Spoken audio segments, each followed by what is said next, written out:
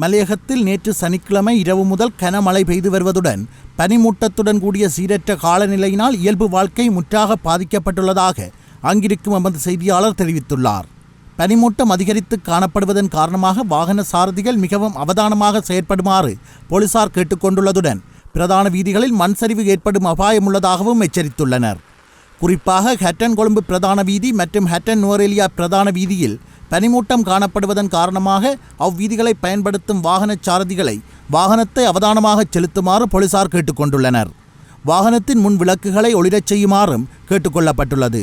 மழை காரணமாக ஹட்டன் தும்புருக்கிரிய வீதியில் அமைந்துள்ள குடியிருப்பொன்றில் மண்மேட்டுடன் கூடிய கட்டிடம் சரிந்து விழுந்ததில் குறித்த வீடு பகுதியளவில் சேதமடைந்துள்ளது. எனினும் இதன்போது எதுவிதமான உயிராபத்துக்களும் ஏற்படாத போதிலும் இந்த வீட்டிலிருந்த 4 வேறு இடத்தில் பாதுகாப்பாக தங்க வைக்கப்பட்டுள்ளதாக தெரிவிக்கப்படுகின்றது.